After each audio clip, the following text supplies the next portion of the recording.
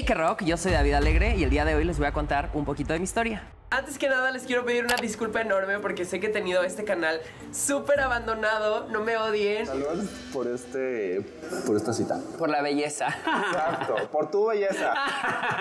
Me quedé como... no sabía qué contestar. Para mi familia sí fue un poco difícil, sobre todo para mi papá, aunque él no lo niegue y no le gusta que cuente mucho esta historia, pero a él sobre todo le costó mucho trabajo. No sé si tenga que ver con que yo soy como el primer hijo, el primogénito y todo, y tenía esta onda como de no, ¿qué va a pasar? Y también los papás tienen muchas dudas, como que piensan que tu vida va a ser de mucho dolor y como que no saben muchas cosas o tienen muchos estereotipos. Entonces eso sí le brincó primero. Pero con el tiempo y como fue conociendo a mis amigos y de hecho creo que mucho me ayudó el proyecto y el estar en internet y ver que yo tomaba las riendas de mi vida de cierta forma, creo que eso le dio mucha paz. Al inicio fue como, bueno, dije, tengo esta sensación, es algo diferente, pero dije, no, o sea, no quiero que nadie se entere, no quiero decir nada. Era como, ok, tal vez soy gay, pero nunca lo voy a ejercer, por llamarlo de alguna forma. Y yo estaba muy mentalizado. Yo recuerdo tener unos 15 años así, decir, ok, yo me voy a casar y voy a tener mi familia y mis hijos y voy a tener esta vida heteronormada, que es lo que se supone que uno tenía que tener. Y estaba muy claro que dije, yo lo voy a esconder toda la vida. Y luego conforme fui creciendo me di cuenta que faltaba esa voz y dije, pues bueno, digo, si alguien se va a llevar los golpes, pues que sea yo, ¿no? Como niño, como adolescente, como en la pubertad, no lo quieres externar por el miedo que tienes. Había mucho de dónde molestarme por parte de mis compañeros de la escuela. Siempre fui muy afín a las niñas, mi grupo siempre fue con las niñas y en la escuela los chavos me odiaban, los otros niños me odiaban porque todas las niñas se llevaban conmigo, porque todas las niñas querían ser mis amigos, porque era el que salía en la tele y imagínate, además por ser el amanerado, el que baile, el que canta, el que... Siempre fui un niño que sí vivió esa parte oscura. Pero yo ya estaba tan confundido porque ya no sabía por dónde venían los golpes, ¿sabes? Si era porque salía en la tele, si era porque era homosexual, si era por qué. En ese entonces yo tampoco no me ponía esa etiqueta porque no la conocía como tal, que eso es lo más fuerte, que la etiqueta nos los pone la sociedad, que nos los pone la religión, que nos los pone incluso nuestra propia familia. Yo, por ejemplo, que fui muy consciente, muy pequeña, porque la infancia trans existe, aunque mucha gente lo quiera negar, no es fácil porque pues no, en mi época pues yo no tenía referentes, entonces no sabes qué es lo que está pasando, no sabes por qué tú eres diferente al resto y al final pues lo que terminé haciendo y lo que mucha gente termina haciendo en esas edades es, bueno pues voy a hacerme un personaje, voy a actuar y voy a intentar que mi día a día sea el más normal y tranquilo posible, pero pues eso nunca pasa. En mi vida, en mi caso personal, pues sí fue muchos debates, muchos encuentros, hasta que también se dieron cuenta mi familia el daño que me hacía el no ponerse de mi lado y el daño a la salud mental. Entonces fueron evolucionando junto conmigo con mucho amor a entenderlo. Te voy a ser bien honesta.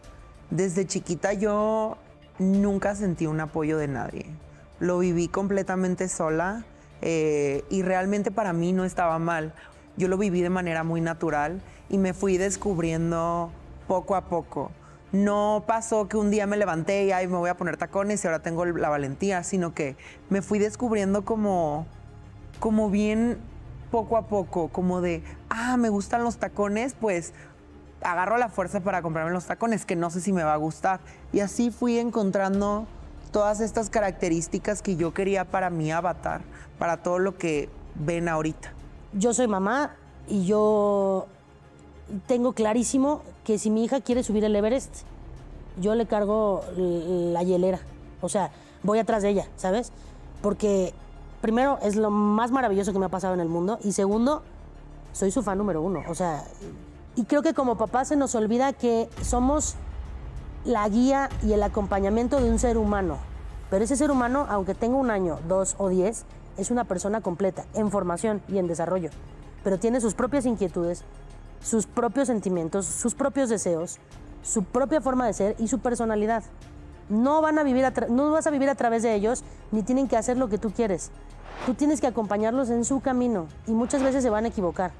Y como papás tenemos que estar ahí esperando para darle el abrazo cuando se equivoquen, no solucionarles la vida. Y tampoco debemos exigirles a nuestros hijos que cumplan las expectativas que nosotros tenemos para ellos. Las expectativas siempre joden todo.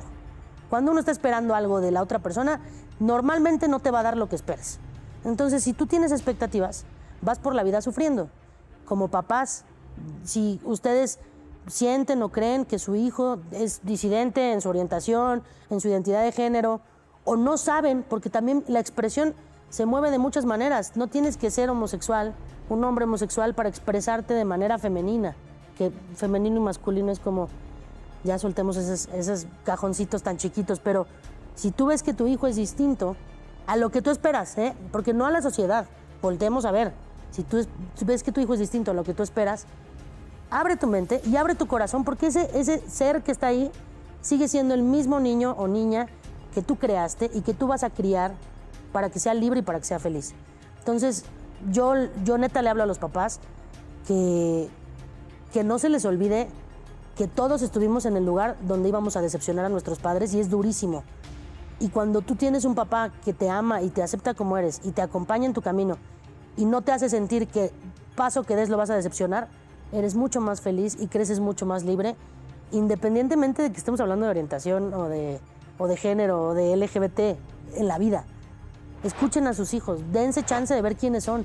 Hay papás que no conocen a sus hijos y es súper duro crecer con un padre que te da todo o una madre que te da todo, pero no te conoce. Yo lo hice también de una manera como muy rápida y muy pronta. Hubo un momento para mí, fue el decir, soy y quiero salir y ya no puedo con esta situación y quiero tener una pareja y quiero vivir mi vida, ¿no? Y al principio evidentemente surgió una situación de conflicto, porque ellos, más que estar asustados, se sentían tremendamente preocupados por lo que iba a pasar con la sociedad, es decir, el cómo me iban a atacar, de qué forma me iban a lastimar. Ellos en realidad era lo que les preocupaba. Y es tan triste porque al final del día yo no te puedo decir que mi familia me impuso, por ejemplo, una religión, pero para mí yo crecí siendo, híjole, súper católico. Entonces yo solito a veces me castigaba, ¿sabes? El ver a una persona más con un gusto que yo sentía que era lo opuesto a lo que era mi religión, era castigarme a mí mismo, ¿no? Inclusive llegaba no sé, a distanciarme, a aislarme por no querer faltar como, ya ni siquiera tanto a mis papás, sino como ¿cómo te lo diré? Como al cielo, como al mundo espiritual, ¿sabes?